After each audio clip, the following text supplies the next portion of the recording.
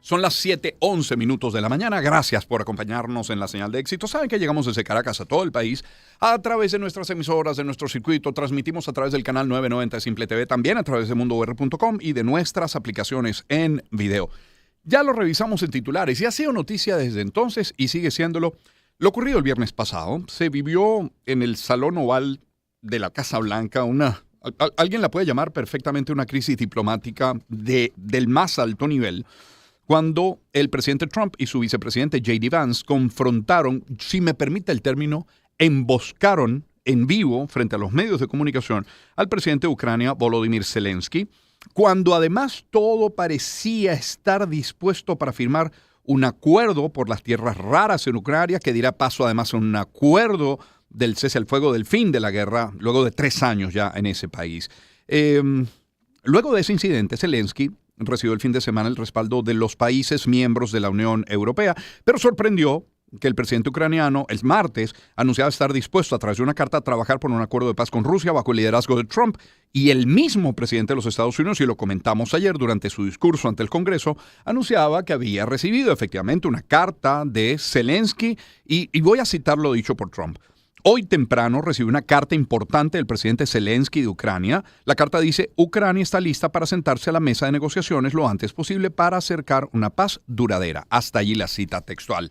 Y bueno, el primer contacto, porque vamos a tener 2, el primer contacto lo quiero hacer con Laura de Chiclana. Como saben, es periodista española, corresponsal de guerra, ha estado desde el inicio del conflicto en Ucrania, 3 años allí con pequeños lapsos o lagunas fuera, entre otras cosas para descansar, para despejarse, pero para seguir trabajando en otros lugares como por ejemplo Medio Oriente. Laura, qué gusto saludarte. Buen día, ¿cómo estás? Buenas tardes aquí. Ujú. Pues muy bien, siguiendo minuto a Mm, minuto las noticias aquí que van claro. cambiando cada segundo, vamos. Sí, yo fíjate, antes de actualizarnos con lo más reciente allí en Ucrania, Laura, yo te he dicho, me encanta tu trabajo, me parece un trabajo impecable, pero a mí me gustó particularmente, Laura, un trabajo que hiciste en las calles la semana pasada preguntando a la gente su parecer sobre lo ocurrido en la Casa Blanca y particularmente con la figura de Zelensky. ¿A qué conclusiones llegaste conversando con la gente en la calle? Pues mira, desde la semana pasada a hoy, que he seguido pateando las calles, Mm, como se dice, y preguntando y hablando tanto con civiles como militares, amigos que también están al frente, las opiniones siguen siendo muy parecidas a la de la semana pasada. Siguen completamente todos indignadísimos, pasaron de la sorpresa al enfado y a la indignación. Tienen muy, muy claro aquí que quieren acabar la guerra, que están muy cansados, que no aguantan más que se estén quitando sus tierras y que sigan avanzando en los bombardeos diarios, pero no les está gustando absolutamente nada de la manera en la que se está obligando a Ucrania a negociar. Piensan que a Ucrania se les está dejando completamente apartada en esta negociación, que tienen que aceptar todo lo que Trump diga para poder acabar la guerra, y que obviamente ellos dicen que están vendidos, que parece como que Rusia y Estados Unidos se están repartiendo Ucrania. Sí entienden que Zelensky haya tenido que dar el paso, todos piensan que fue una completa humillación a su presidente, aquí apoyan a Zelensky muchísimo más después de lo que ha ocurrido, agradecen también el paso que ha dado Zelensky teniéndole la mano a Trump para tratar de llegar a una solución, pero además, aparte de haberle tendido la mano, no entienden cómo primero hace un par de días o 3 cancelaban el envío de mm, armamento, Zelensky posteriormente le tiende la mano, y ayer mismo salía la noticia de que les cortaban el suministro de información de mm. inteligencia. Se sienten completamente vendidos, así con el corte de información de inteligencia. Digamos que se queda Ucrania, el ejército, un poco a ciegas, ¿no? No tienen cómo detectar, por ejemplo, los aviones rusos que salen y despegan con misiles. Anoche, por ejemplo, ha habido un ataque con misiles contra un hotel en Kryvyi Rih, que es la ciudad natal de Zelensky. Ha habido 4 muertos y más de una treintena de heridos. Entonces están todos como muy a la espera de qué va a ocurrir con ellos, pero creo que tienen muy claro que en todo esto los ucranianos van a perder. que todo en la balanza va a tirar hacia Estados Unidos y Eh, Rusia. Sí. Laura, yo al inicio que perfectamente podría calificarse, lo ocurrió la semana pasada en el Salón Oval de emboscada, ¿no? Porque es el presidente y el vicepresidente del país más poderoso del mundo, Estados Unidos, en su casa, en la Casa Blanca, en su idioma, el inglés, increpando a un Zelensky que estaba, la verdad, visiblemente sorprendido, con pocas posibilidades de reacción. Uno se pregunta qué hizo mal, porque hay quien dice incluso hoy que Zelensky es un títere de la guerra. Ya va, no por justificarlo, pero usted es un comediante, se convierte en presidente de un país, siendo presidente de ese país, le invaden el país y debe responder. ¿Qué se supone que debía hacer Zelensky?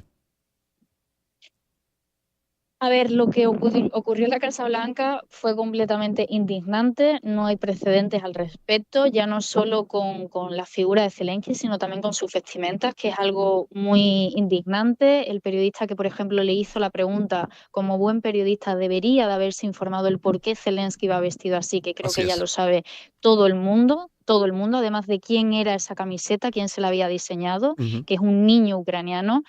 Lo que ocurrió y la manera en la que Zelensky reaccionó, pues a lo mejor no debería o debería de haber llevado la conversación tan ujú. violenta a la que le estaban llevando de otra manera. Pero él, como bien has dicho, es un presidente que se ha comido, por así decirlo, la guerra en Ucrania, que está tratando de buscar la salida más digna para su país y obviamente está buscando que le ayuden en cuanto a la defensa, porque ya se ha visto, incluso Zelensky lo dijo en esa reunión, Rusia ha roto 25 veces pactos que se han hecho y acuerdos que se han hecho, que quién asegura que Rusia en un futuro no vaya a volver a atacar. Y ya se sabe que Rusia se querría rearmar para un futuro y lo estaría haciendo.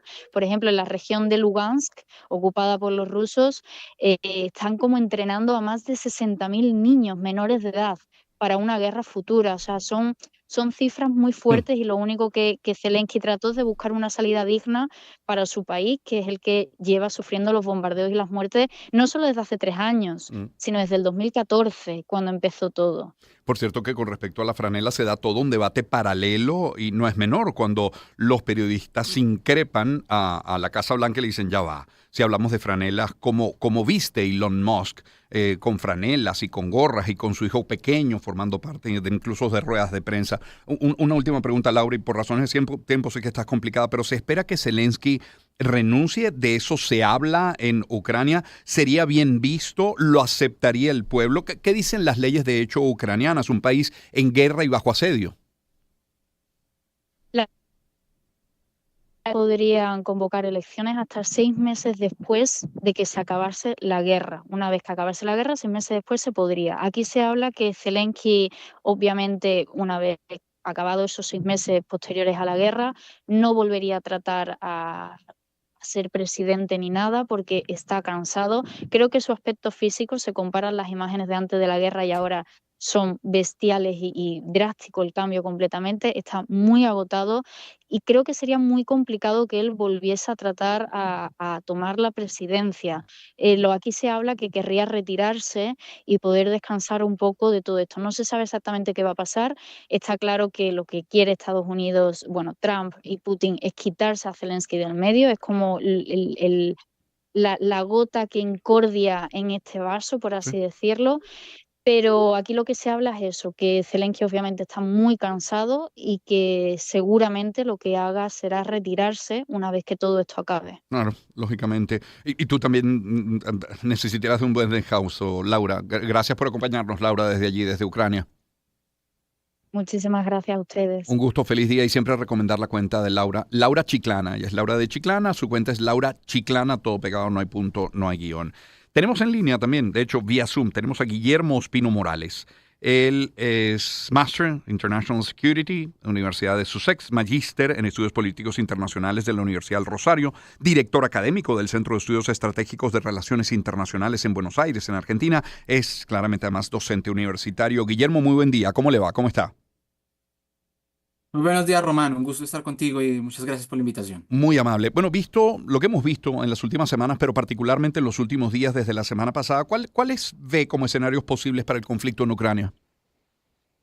Bueno, hay un escenario que sinceramente no pinta nada favorable para los ucranianos. Creo que hay un deseo de forzarlos puntualmente a sentarse en una mesa de negociación que claramente está beneficiando el lado ruso. Entonces, este escenario es supremamente complicado. Por otro lado, hay una visión de lo que podría estar pasando con Europa. ¿Cuál es la reacción que está teniendo Europa en este momento?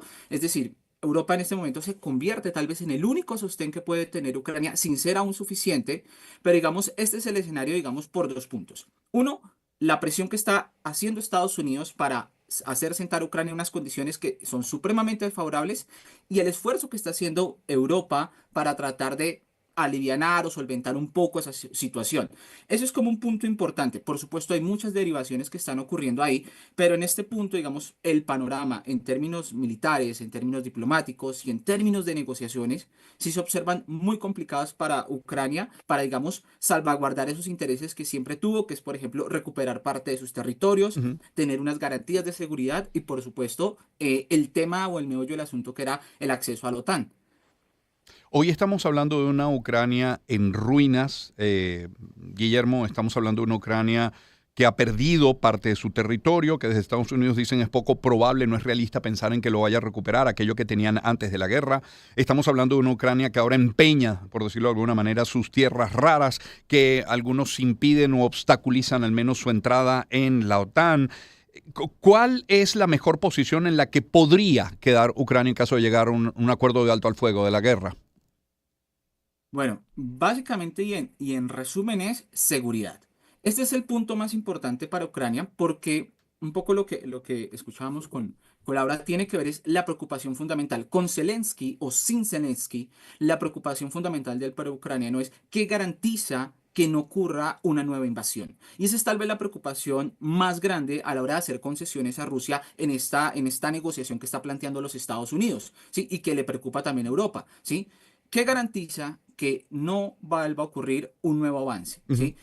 Porque hay un escenario muy interesante y es que a lo largo del tiempo siempre se ha visto que Rusia ha querido influir sobre esas antiguas zonas soviéticas, bien sea a través de operaciones híbridas, a través de influencias en las elecciones, ¿sí? A través de gobiernos títeres, ¿sí? Y esto era un escenario que estaba muy claro en Ucrania previamente a lo que ocurrió en 2020 o incluso durante el tiempo de 2014 cuando nos devolvemos a ese Euromaidán. Entonces, esa era como la influencia que quería ejercer Rusia sobre Ucrania. Entonces, en el mejor escenario que puede plantear es, bueno, la seguridad. ¿Qué medidas de seguridad se le están Mm. brindando? En este momento son muy pocas las que tienen, están sobre la mesa. Trump argumenta que el hecho que compañías estadounidenses vayan a explotar los minerales allá en Ucrania, las tierras raras, es la mejor garantía de seguridad porque Ujú. perdón, Ujú. Rusia no se va a atrever a atacar las compañías estadounidenses, lo cual pues Mm. es poco Mm. creíble en este momento, digamos, eso entraría al Eh, cuestionamiento y iría y ahí agregaría Román. sí, ¿Qué papel tiene Europa? Que lo que se busca hacer como garantía de seguridad eso. es, uno, tener tropas en tierra, ¿sí? Que esto es un gran compromiso de parte de Francia y del primer ministro británico de plantear aviones y plantear tropas en tierra como medidas de seguridad, en una especie de tropas de seguridad, digamos, o tropas de paz, que sería como la mejor forma de garantizarle seguridad a Ucrania. Ese es el punto fundamental y esa es la petición que existe. Qué buen punto el de Europa. Estamos conversando con Guillermo Ospina Morales. Guillermo, ahí está la reacción del presidente francés. Macron dijo, Europa debe potenciar su defensa ante el aumento de la amenaza rusa. Está la posición de Alemania, que se prepara para un rearme, dicen, sin precedentes desde la Segunda Guerra Mundial. Esta posición que ha asumido Trump sobre el conflicto en Ucrania, con este acercamiento con Putin, sí, efectivamente parece que obliga a los países europeos a pensar en la seguridad. La OTAN, ¿qué papel juega en este punto, en este momento? Bueno, como bien sabemos, la OTAN desde los años 40 se planteó como el escenario de defensa europeo y eso es la Ujú. razón por qué los europeos, digamos, en resumidas cuentas, han dejado un poco de lado de seguridad porque Estados Unidos se convirtió en ese garante de la seguridad europea, incluso llevando algunas tropas en zonas como en Alemania, digamos, en las fuerzas de ocupación.